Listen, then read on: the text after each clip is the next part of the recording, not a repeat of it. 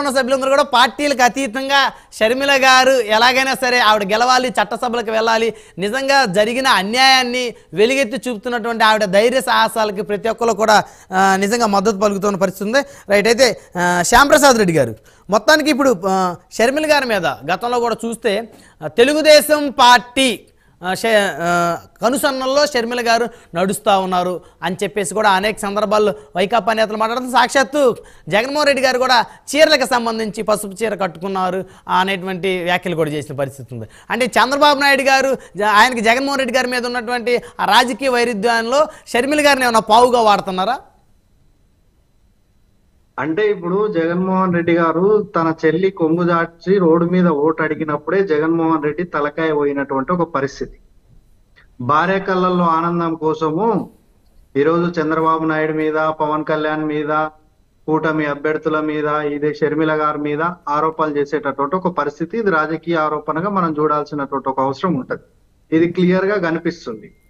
ఒక ముఖ్యమంత్రి స్థాయి వ్యక్తి ఉండి పసుపు రంగు చీరలు కట్టుకుంటే తన శరీరము, తన వస్త్రాధారణ తన ఇష్టం. ఏ రంగు చీర అయినా కట్టుకుంటాం. పసుపు రంగు చీర కట్టుకున్న వాళ్ళంతా టీడీపీ పార్టీ నాయకులు ఏం కాదు, నీలి రంగు కట్టుకున్న వాళ్ళంతా వైసీపీ నాయకులు ఏం కాదని ముఖ్యమంత్రి గారు గమనించాలి. ముఖ్యమంత్రి గారికి ఏమైందంటే తన యొక్క ఇంట్లో సమస్య వీధిన పడి, వీధిలో సమస్య తన అధికార పార్టీ మీద ప్రభావం పడేటటువంటి ఒక పరిస్థితి వచ్చి ఈ రోజు అధికారం కోల్పోయేటట్టు ఒక పరిస్థితికి వచ్చింది. పూర్తి స్థాయిలో కూడా ఒక నీచుడుగా, ఒక దోషిగా శిక్ష పడ్డా కూడా ఇంత బదలాం ఉండదండి.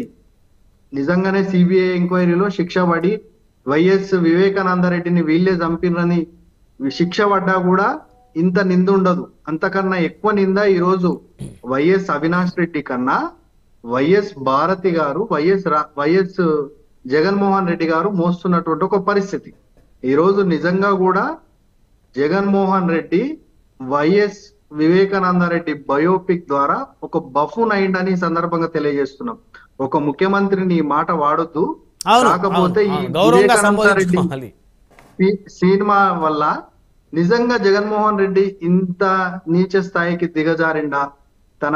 తన భార్య కళ్ళల్లో ఆనందం కోసం, వైఎస్ అవినాష్ రెడ్డి కళ్ళల్లో ఆనందం కోసం, వైఎస్ అవినాష్ రెడ్డిని గారిని ఈరోజు రక్షించుకోవడం కోసం తన యొక్క రాజ్యాన్ని, తన యొక్క వ్యవస్థనన్నిటినీ వాడి ఈరోజు పూర్తి స్థాయిలో కాపాడుకుంటున్నాడు అంటేనే జగన్మోహన్ రెడ్డి దోషిగా తేలేటటువంటి ఒక పరిస్థితి.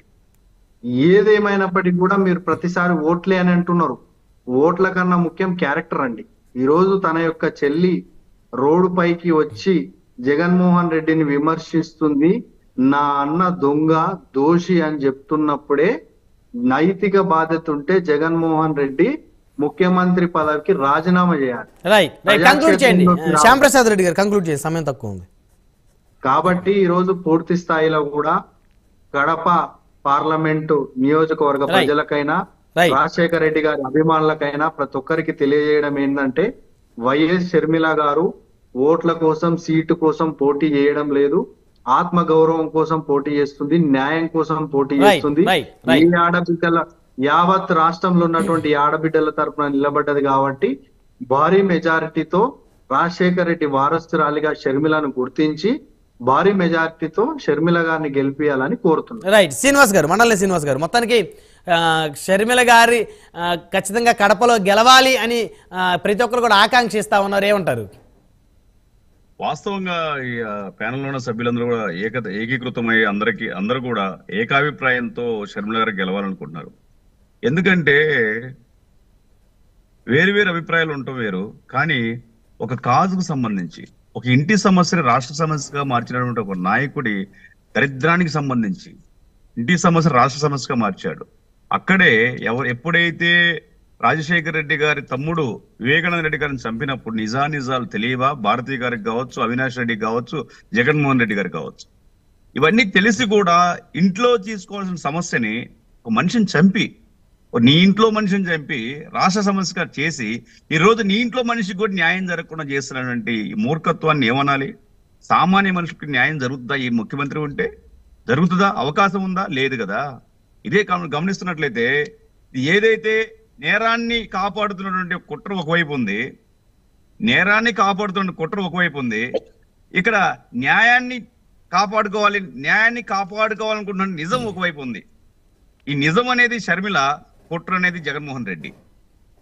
దీన్ని గమనించి కడప ప్రజలు భారీ మెజారిటీ గెలిపించాలని నేను కోరుకుంటున్నాను, గెలిపిస్తారనుకుంటున్నాను.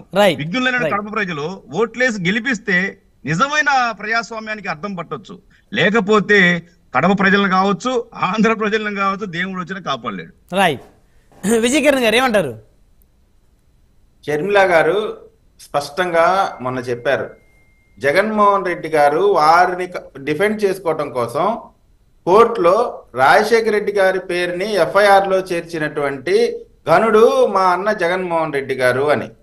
ఇప్పుడు కాంగ్రెస్ పార్టీ, వైఎస్ఆర్ కాంగ్రెస్ పార్టీ వాళ్ళు కానీ కడప ప్రజలు కానీ ఆలోచించుకోవాల్సింది, ఈ రోజున షర్మిల గారు నిజంగా రాజకీయ లబ్ధి కోసమే పోవాలంటే అనేకమంది రాజకీయ పార్టీలు ఉన్నాయి. మన అందరికీ తెలుసు కాంగ్రెస్ పార్టీకి ఆంధ్రప్రదేశ్ లో ఎన్ని ఓట్లు ఉన్నాయి, దాని పరిస్థితి అనేది. అటువంటి కాంగ్రెస్ పార్టీలోకి వెళ్ళటం వెనక చంద్రబాబు నాయుడు గారు ఉన్నారని చెప్పి తద్వారా రాజకీయ లబ్ధి పొందుదాం అనేటువంటి నీచమైన కుయుక్తులు పనిటువంటి జగన్మోహన్ రెడ్డి గారు. చంద్రబాబు నాయుడు గారు చెప్తే వైఎస్ వివేకానంద రెడ్డి గారి హత్య జరిగిందా? చంద్రబాబు నాయుడు గారు చెప్తే అవినాష్ ని అరెస్ట్ చేయకుండా కాపాడారా? ఇవన్నీ రాజకీయంగా తప్పుడు మాటల్ని ప్రజల్లోకి తీసుకెళ్లి చంద్రబాబు నాయుడు గారిని, షర్మిల గారిని వెనకున్నారని చెప్పి తద్వారా రాజకీయ పాపం. మీరు మొదటి రోజు నుంచి కూడా చూడండి, రాజశేఖర రెడ్డి గారి మరణాన్ని వాడినటువంటి జగన్మోహన్ రెడ్డి గారు చివరికి చనిపోయిన వ్యక్తి వాడుకొని రాజకీయంగా నిలబడి ఇప్పుడు ఇప్పుడు విజయమ్మ గారు ఎక్కడున్నారండి? 2 ఎన్నికల్లో విజయమ్మ గారు వెంటబడి పనిచేశారు కదా. విజయమ్మ గారు ఎక్కడున్నారు? కాబట్టి ఇది ఏదో కుటుంబ సమస్య, ఇది ఇంకో సమస్య కాదండి. ఇవాళ ప్రజలందరూ కూడా ఆలోచించాల్సింది, రాజ్యాంగం ఆంధ్ర రాష్ట్రంలో నిలబడుతుందా, నిలబడట్లేదా? ఇటువంటి డే లైట్ లో ఇంత దారుణమైన అబద్ధాలు జరుగుతూ ఉంటే ఒక ముఖ్యమంత్రి తమ్ముడికి, అంటే రాజశేఖర రెడ్డి గారి తమ్ముడికి, ఈ ముఖ్యమంత్రి చిన్నానకి ఇంత దారుణమైన అన్యాయం జరిగి ఇద్దరు మహిళల్ని, శ్రీదేవి గారిని, సునీత గారిని, షర్మిల గారిని వైఎస్ఆర్ కాంగ్రెస్ పార్టీ చేసే రోల్స్ నిజంగా శత్రువులు కూడా అటువంటి పరిస్థితి రావద్దండి. నిజంగా షర్మిల గారు చేస్తున్నటువంటి ఈ పోరాటానికి రాజకీయ పార్టీలకి అతీతంగా అందరం కూడా నిలబడాలి. గురించి కాకపోయినా ఆమెకి నైతిక మద్దతు ఖచ్చితంగా ఉంది, ఖచ్చితంగా అవసరం ఉంది, నైతిక మద్దతు తెలపాల్సిన. రైట్, జగదీష్ గారు కంక్లూజన్ ఇవ్వండి, ఏమంటారు? ఇప్పుడు కొన్ని అవకాశాలు అలా వచ్చేస్తా ఉంటాయండి రాజకీయాల్లో కూడా. ఆవిడ రాజకీయంగా ఎదగాలనుకునింది, రాజకీయంగా పోరాటం చేయాలనుకునింది, ఆవిడ విభేదించి బయట వచ్చింది. వాస్తవంగా ఈరోజు షర్మిల గారు ఐకాన్ పొలిటీషియన్ అయిపోయినారు. నాట్ ఓన్లీ ఏపీ, దేశ స్థాయిలో ఐకాన్ పొలిటీషియన్ అయిపోయినారు. ఆవిడ తెలంగాణలో ప్రయత్నం చేశారు, ఆ తర్వాత కాంగ్రెస్ లో చేరడం కానీ, ఆ తర్వాత ఆవిడ వివేకానంద రెడ్డి హత్య అయితేనేమి రాష్ట్ర సమస్యల్ని తన భుజాన్ని ఎత్తుకుని అన్నపైన ఎదిరించడం, తద్వారా ఆవిడ ఐకాన్ పొలిటీషియన్ అయిపోయారు. ఇప్పుడు ఆవిడ కాంగ్రెస్ పార్టీకే సొంతం కాదు. ఆవిడ పెద్దలు అన్నట్టు కాంగ్రెస్ పార్టీలో ఇప్పుడు ఏముంది, ఇక్కడ ఓట్ బ్యాంక్ ఏం లేదు ఆంధ్రాలో పరిస్థితి అని. కానీ ఓట్ బ్యాంక్ లేకపోయినప్పటికీ ఆవిడ షర్మిల గారు ఈ రోజు ఒక ఐకాన్ పొలిటీషియన్ అయినారు, ఆవిడ సెలబ్రిటీ పొలిటీషియన్ అయినారు. ఇంకేదన్నా మాట్లాడే కూడా చెప్పుకోవచ్చు. ఖచ్చితంగా ఆవిడకి రాజకీయ భవిష్యత్తు ఉంటుంది. దానికి కారణం ఆవిడ ఎదిరించిన విధానం, ఆవిడ ధైర్య సాహసాలు అనుకోవచ్చు ప్రధానంగా. ఎగ్జాక్ట్లీ, ఆవిడ స్కిల్స్ బయటపడ్డాయండి ఈ విషయంలో. ఆవిడ ఎప్పుడైతే ఓ దారుణ హత్యని, తన చిన్న తండ్రిని చంపిన విషయాన్ని ఏ విధంగా అయితే సునీత తన చెల్లెలో కరెక్ట్గా తెలియదు, తన సోదరికి ఆవిడ మద్దతు తెలిపిన విషయం అయితే కానివ్వండి, ఆవిడకి ఒక గట్టి రాజకీయ పునాది పడిపోయింది. ఇంకా ఆవిడ అంటే ఇక్కడ ఒకటి స్పష్టంగా చూడొచ్చు, తప్పు చేసిన వాళ్ళు తన వాళ్ళు అయినప్పటికీ కూడా ఖచ్చితంగా ఇది తప్పు అని చెప్పే మనస్తత్వం, ఎదిరించేటువంటి ధైర్య సాహసాలు రాజశేఖర రెడ్డి గారు కుమార్తె షర్మిల గారిలో నిండుగా ఉన్నాయి అనుకోవచ్చు, అందులో డౌట్ లేదు.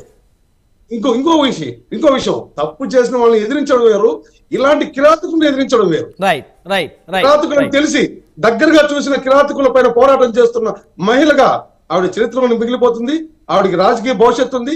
పార్టీలకు అతీతంగా ఆవిడకి మద్దతు తెలపాల్సిన అవసరం రాష్ట్ర ప్రజలకి, కడప ప్రజలకు ఉందండి. రైట్, ధన్యవాదాలండి చర్చలో పాల్గొన్నందుకు. జగదీష్ గారు, శ్యామ్ ప్రసాద్ రెడ్డి గారు, విజయకిరణ్ గారు, మండలం శ్రీనివాస్ గారు, అందరికీ పేరు పైన ధన్యవాదాలు.